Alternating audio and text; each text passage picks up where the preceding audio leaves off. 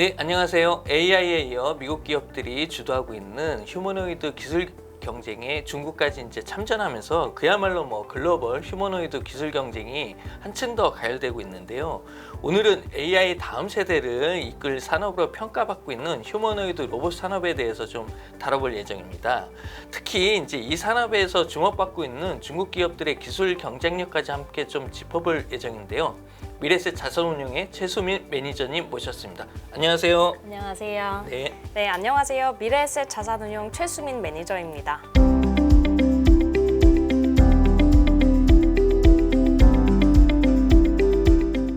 사실 올해 초에 공개되었던 진짜 사람처럼 걷는 로봇 영상이 큰 화제가 되었는데요. 깜짝 놀랐습니다. 평소에 로봇 하면은 네. 그냥 어색하고 좀 딱딱하게 걷는 로봇이 좀 상상이 되실 텐데요. 네. 이번 영상에 공개되었던 로봇은 진짜 사람처럼 자연스럽게 정말 사람처럼 걷는 모습이 공개되면서 많은 분들이 놀라셨고 저 또한 이 로봇 기술이 여기까지 왔구나 하고 놀랐는데요. 저도 예전에 봤던 그 SF 영화 보는 줄 알았습니다. 그렇죠. 네. 근데 이렇게 기술이 진화할수록 산업의 중심도 함께 이동하게 됩니다.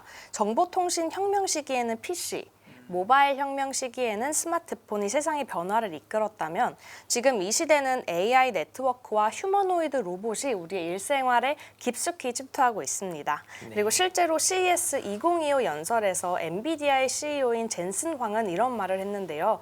로봇의 챗 GPT 순간이 오고 있다. 그런 말을 했습니다. 그 말처럼 AI가 단지 가상 환경에서 머무르는 게 아니라 로봇이라는 물리적 몸체를 통해 현실 세계로 확장하고 있는 건데요. 그래서 요즘은 2025년을 두고 피지컬 AI의 해라고 부르기도 합니다. 오늘 말씀드릴 휴머노이드 로봇이 그리고 바로 그 주인공입니다. 근데 많은 분들이 이제 휴머노이드 로봇 이렇게 하면은 그냥 사람처럼 생긴 로봇 아닌가? 이렇게 또 생각하실 것 같은데 좀 막연하기도 하고요. 이 정확히 휴머노이드 로봇이라는 게 어떤 기술을 말하는 건지 또 그리고 예전에 어떤 로봇 기술하고는 뭐가 또 어떤 면에서 차이가 있는지 좀 궁금하거든요. 우선 단어 네. 뜻을 말씀드리면 휴머노이드, 휴먼, 인간, 그리고 오이드, 어떠한 형태를 한, 즉 사람의 형태를 한 로봇이라는 뜻인 건데요. 네. 단순히 그냥 모양만 사람과 비슷한 게 아니라 네. 직접 사람처럼 생각하고 사람처럼 판단하고 그리고 행동까지 할 수 있는 로봇이라는 네. 점에서 좀 차이가 있을 것 네. 같습니다. 사실 기존의 로봇은 저희가 특정 목적에 맞춰서 정해진 동작을 반복 수행하는 그러한 산업용, 협업용 로봇이 대부분이었는데요. 예를 들어서 공장에서 조립만 반복하거나 혹은 정해진 구간만 움직이는 그런 방식이었습니다. 그런데 휴머노이드는 그 수준을 넘어서서 주변 상황을 인지하고 AI를 기반으로 스스로 판단하고 다양한 환경에 적응하는 그러한 범용성을 갖췄다는 특징이 있습니다. 좀 더 인간에 좀 비슷해지는 네, 로봇인 맞습니다. 거죠. 네. 기존 로봇이 특정한 업무 수행을 위한 그런 목적을 가지고 있었다면 휴머노이드 로봇은 AI를 탑재해서 학습을 시킨 다목적성 로봇이라고 생각해 주시면 될 것 같습니다. 그럼 여기서 많은 분들이 그냥 저희 지금 공장에 있는 로봇들한테 AI 학습을 시키면 되는 거 아니냐라고 말씀하실 수도 있을 것 같은데요.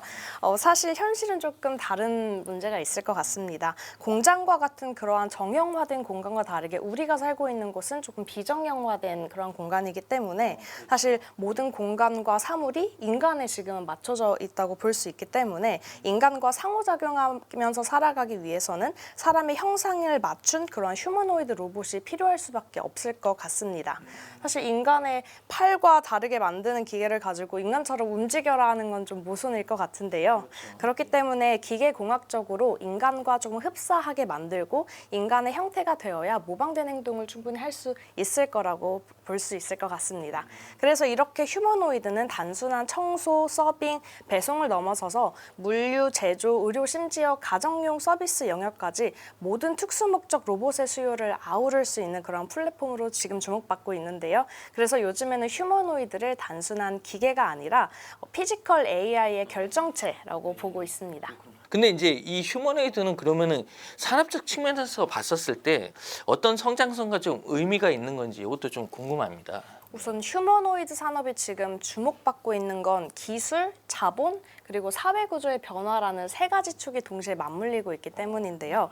우선 이렇게 세 가지 축이 맞물리면서 휴머노이드 산업이 조금 더 빠르게 성장할 수 있는데 일조할 수 있다고 볼 수 있을 것 같습니다.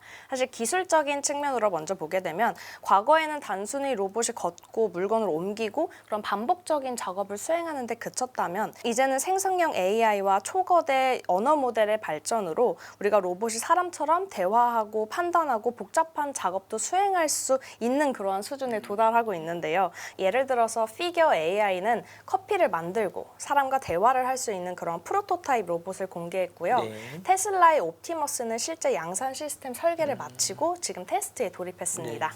그만큼 기술은 이제 상상 속이 아니라 좀 현실에 왔다라고 볼 수 있을 것 같습니다.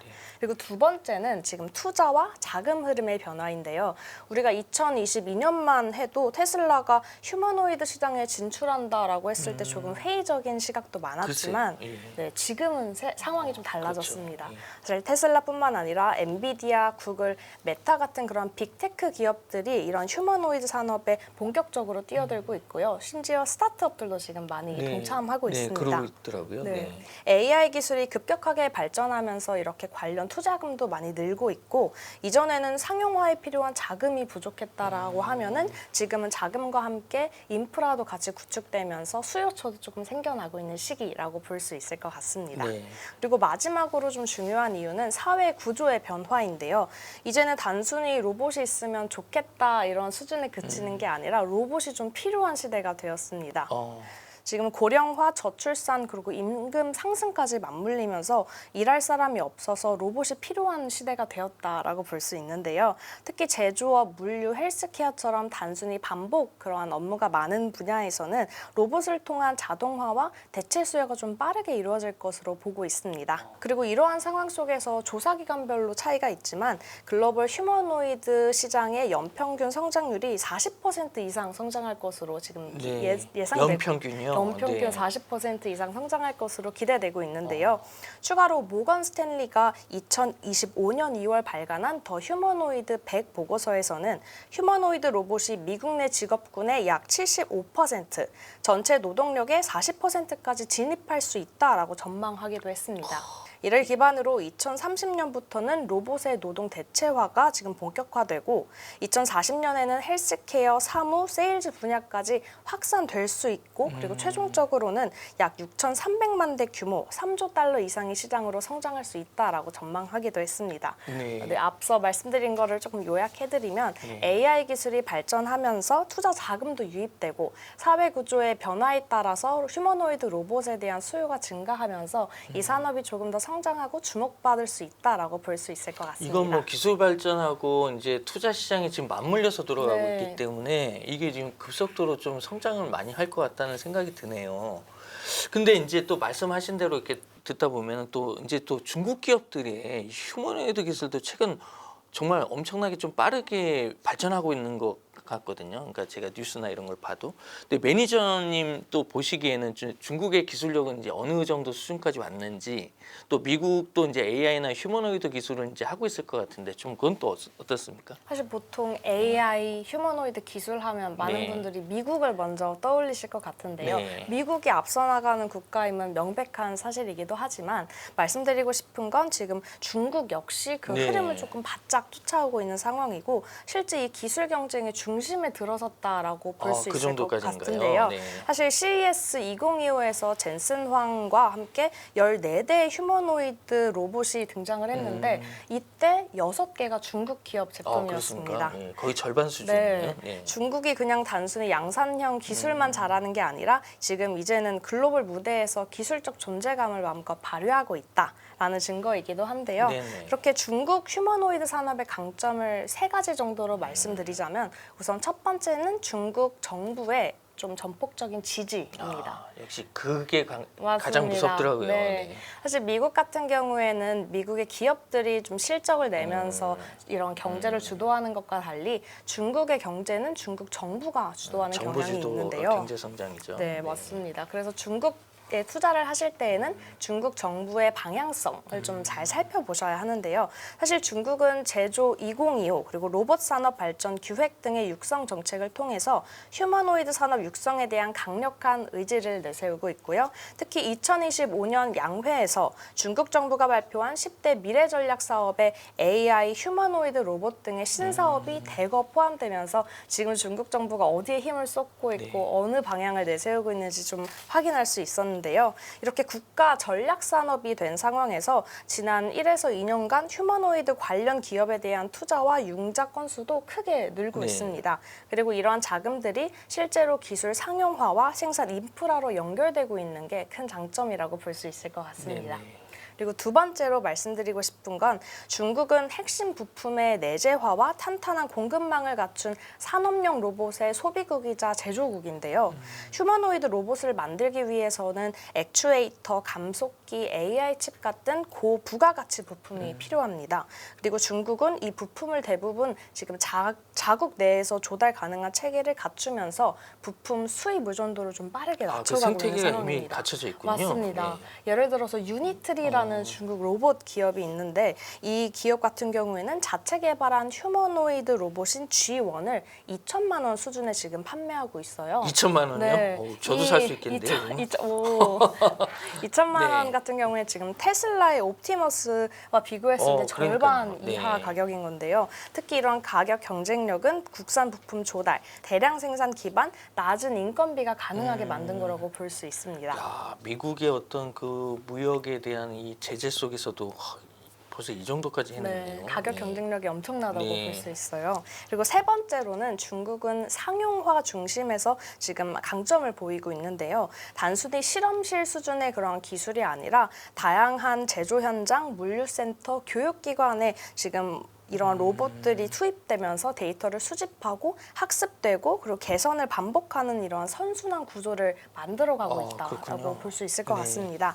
사실 이 휴머노이드 로봇은 현실 데이터를 많이 접하고 학습할수록 정교해지는데요. 일종의 딥러닝 같은 맞습니다. 거네요. 이렇게 계속 배우고 학습하고 그렇죠. 개선을 해야지 조금 더 정교한 그렇죠. 로봇이 될 수 있는데요. 네. 그렇기 때문에 중국은 이러한 낮은 제조 원가, 탄탄한 생산 인프라를 기반으로 대량 생산도 가능하기 때문에 좀 이러한 점이 결정적인 경쟁 우위로 작용할 수 있을 것 같습니다. 그리고 심지어 지금 딥시크 같은 경우에도 딥시크를 통해서 AI 모델도 자체 확보했기 때문에 휴머노이드와 AI 결합해서 좀 강점이 있다고 볼 수 있을 것 그것까지도 같습니다. 결합을 하면은 그렇다면 이제 휴머노이드 산업은 이제 투자 관점에서 이렇게 보면은 어떤 포인트를 좀 잡아야 하는지 그게 또 궁금하거든요. 근데 지금 단계에서는 이게 너무 초기 아닌가? 이게 또 우려도 있을 수 있잖아요. 사실 초기 맞긴 합니다. 초기 맞나요?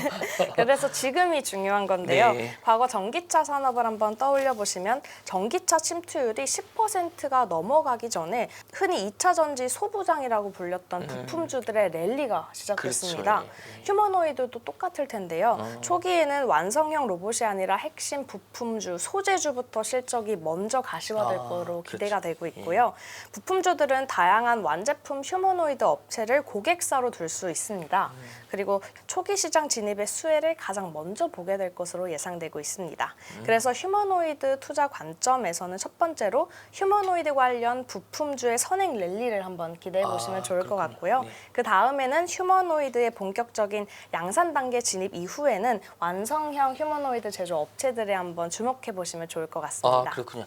이렇게 말씀은 주셨는데 이게 우리가 중국 기업에 대한 이게 정보에 대한 접근성도 좀 제한이 되고 그러니까 사실 중국 투자 좀 어렵잖아요. 그래서 이제 중국의 휴머노이드 산업에 전반적으로 이제 투자할 수 있도록 쉽게 투자할 수 있도록 타이거에서 이제 ETF를 또 출시했다고 이렇게 들었습니다. 또 말씀 네. 잘 해주신 것처럼 중국의 휴머노이드 로봇 산업은 기술력뿐만 아니라 중국 정부의 정책 그리고 자본 그리고 사회적인 구조까지 맞물리면서 조금 빠르게 성장할 수 있는 산업으로 기대가 되고 있는데요. 특히 이러한 흐름을 반영해서 저희 타이거 ETF도 네. 이러한 상품을 출시했습니다. 적재적소의 상품을 내놓으셨군요. 맞습니다. 중국의 휴머노이드 로봇 산업 생태계 전반 그리고 핵심 부품 공급망에 속한 저희 주요 기업 20종목에 분산 투자하는 타이거 차이나 휴머노이드 로봇 ETF인데요. 네. 5월 27일 상장 예정입니다. 아, 그렇군요. 타이거 차이나 휴머노이드 로봇 ETF는 앞서 말씀드린 것처럼 부품주의 선행 랠리부터 시작해서 완제품 제조기업까지 이어지는 이 전략을 반영해서 초기에는 이러한 부품주 이러한 소재주들의 비중을 높게 가져가고 점차 완성형 기업 비중을 높여가는 리밸런싱 구조로 설계했습니다. 아, 그건 이제 조정을 해주는군요. 조정이 됩니다. 상황에 따라서. 네. 네. 특히 유니트리 같은 이러한 로봇 완성형 기업들은 아직 비상장 기업이기 때문에 일반적으로 투자하기 조금 어려운 경우도 있고 특히 중국 기업들에 대한 좀 생소하신 분들은 많이 조금 어려울 수도 그렇죠. 있는데요. 예. 하지만 이 ETF는 로봇 제조업체뿐만 아니라 밀접한 부품 공급사 그리고 센서, AI 칩 등 핵심 기술 기업들을 담고 있어서 직접 투자하기 어려운 영역에 간접적으로 투자하실 수 있고요. 특히 휴머노이드 산업 전체 전반적으로 조금 올라탈 수 있는 구조라는 점 말씀드리고 싶습니다. 아, 그렇군요. 마지막으로 이제 시청자분들께 좀 간단하게 휴머노이드 투자 요약하고 함께 조언도 좀 부탁드리겠습니다. 휴머노이드 로봇 산업은 AI의 최종 지향점이라고 할 수 있는데요. 스마트폰, PC를 넘어서서 인간과 가장 비슷한 물리적인 형태가 바로 휴머노이드라고 볼 수 있고요. 그리고 그 분야에서 중국 기업들이 빠르게 움직이고 있습니다. 휴머노이드 산업은 아직 초기이긴 하지만 초기일수록 그 기회는 더 크고 부품주부터 완성형 기업까지 장기적인 투자 관점에서 접근하신다면 새로운 이러한 메가 트렌드에 함께 하실 수 있지 않을까 싶습니다. 오늘은 피지컬 AI라는 키워드로 주목받고 있는 2025년 휴머노이드 로봇 산업의 현황하고 그리고 그 안에서 중국이 어떤 강점을 보이는지 한번 자세히 살펴봤습니다. 아직은 이게 다소 생소할 수 있는 분야인데요. 그래도 AI 이후 시대를 이끌어갈 수 있는 첨단 산업인 만큼 시청자 여러분들도 관심을 가지고 휴머노이드 로봇 산업하고 투자에 대해서 좀 관심을 기울여 봤으면 좋겠습니다. 네, 오늘 장시간 설명해 주신 최소윤 매니저님 고맙습니다. 네, 수고하셨습니다. 감사합니다.